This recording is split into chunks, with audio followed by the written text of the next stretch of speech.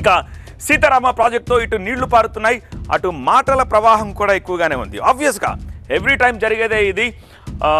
అధికార అలాగే కాంగ్రెస్ విపక్ష బీఆర్ఎస్ మధ్య మాటల తూటాలు పేలుతూనే ఉన్నాయి. ఆ డీటెయిల్స్ కూడా చూద్దాం. ఈ మాటల తూటాల్లో ఎవరేమనుకుంటున్నారో ఒకసారి చూద్దాం. PCR team plate.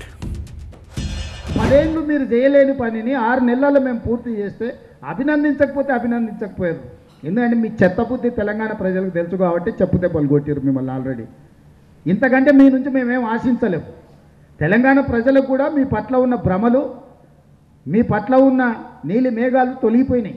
తెలంగాణ ప్రజలు గుర్తించారు కాబట్టి అసెంబ్లీలో 39 ఎమ్మెల్యేలు ఇచ్చిన, పార్లమెంట్కి వచ్చే వరకల్లా గుడు 0 ఇచ్చారు. ఖమ్మం జిల్లాలో 2 నాకు తెలిసి డిపాజిట్ పోయింది ఎంపీలలో. అంతేనా? డిపాజిట్ లేకుండా ఓడగొట్టినా సిగ్గు కాకుండా ఇంకా ఆరోపణలు చేసి మనుషులను అవమానించే విధంగా ఎందుకు మాట్లాడుతున్నారు మీరు? 20 ఖమ్మంలో స్పీచ్ కొడతాడు రేవంత్ రెడ్డి గారు. కేసీఆర్ కంప్లీట్ చేసిన ప్రాజెక్టు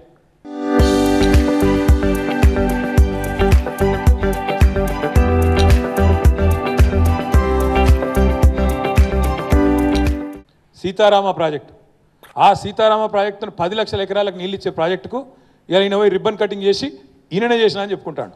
ఈ పిఆర్ స్టంట్లతోని, ఈ డ్రామాలతోని ప్రజలను ఎక్కువ రోజులు పిచ్చోళ్ళని చేయలేరు, కన్ఫ్యూజ్ చేయలేరు. ప్రజలు అమాయకులని మీరు అనుకుంటాను కాదు. ప్రజలకు అన్నీ తెలుసు, అన్ని వాళ్ళ అనుభవాలు ఉన్నాయి. చూశారుగా, ప్రాజెక్టులపై, వ్యవసాయ రంగంపై ఎక్కడైనా చర్చకు సిద్ధమంటున్నారు సీఎం రేవంత్. కాంగ్రెస్ తరపున భట్టి, ఉత్తమ్ వస్తారని రేవంత్ అంటున్నారు. కేటీఆర్, హరీష్ రావులు కలిసి రావాలని చెప్పి అంటున్నారు. అది కూడా చూద్దాం. తో పాటు మా భట్టి విక్రమార్క గారు ఇవాళ ఒక సవాలు విసిరిండ్రు. నోటికి నోరిసం. మా భట్టి గారి సవాల్తో నేను ఏకీభవిస్తున్నా. వ్యవసాయ రంగమైనా, సాగునీటి ప్రాజెక్టులైనా, లేకపోతే సంక్షేమ పథకాలైనా మా పార్టీ తరఫున భట్టి గారు, ఉత్తమ్ గారు వస్తారు. హరీష్, కేసీఆర్ ఎవడెవడు వస్తాడో, లేకపోతే బామార్తులు బిల్లా రంగాలు వస్తారో, ఏ సెంటర్ అయినా, ఏ చౌరస్తైనా, అమరవీరుల స్తూపమైనా మే సిద్ధం. మీకు సీము నెత్తురుంటే చర్చకు రండి. 10 ఏళ్ల మీ పాలన, 8 నెలల మా ఇందిరమ్మ పాలన మీద చర్చ పెడదాం.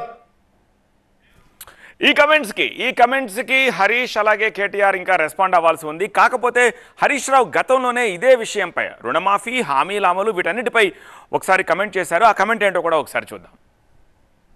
అమరులైతే తెలంగాణ ప్రజల కోసం త్యాగాలు చేసినరో ఆ అమరుల సాక్షిగా ప్రమాణం చేద్దాం.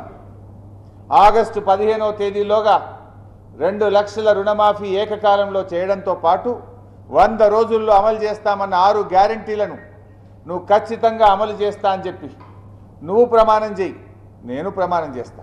అమలు చేయకపోతే ముఖ్యమంత్రిగా మీరు రాజీనామా చేయండి. ఒకవేళ అమలు చేస్తే ఎమ్మెల్యే పదవికి రాజీనామా చేసి ఉప ఎన్నికల్లో పోటీ చేయకుండా నేను దూరంగా ఉంటాను. సో చూసారుగా పరిస్థితి. సో ఇప్పుడు రాజీనామాల రాజకీయం రేపటి నుంచి కాకరేపబోతుందనేది ఈ సిచ్యువేషన్ బట్టి చూస్తుంటే మనకు అర్థమైపోతుంది. బట్ అట్ లాస్ట్ సీతారామ నీళ్ళు అయితే పంప్ హౌసుల ద్వారా పారాయి. సో పొలాలు తడవబోతున్నాయి. ఇది మాత్రం హ్యాపీ న్యూస్. వాళ్ళు చేశారా, వీళ్ళు చేశారా అనే విషయం పక్కన పెడితే పొలాల్లోకి గోదావరి జలాలు రాబోతున్నాయి. సస్యశ్యామలం కాబోతోంది. ఏకంగా 10 లక్షల ఎకరాలకి సాగునీరు అందబోతోంది. అలాగే తాగునీరు కూడా చాలా చోట్ల ఇవ్వబోతున్నట్టుగా తెలుస్తుంది.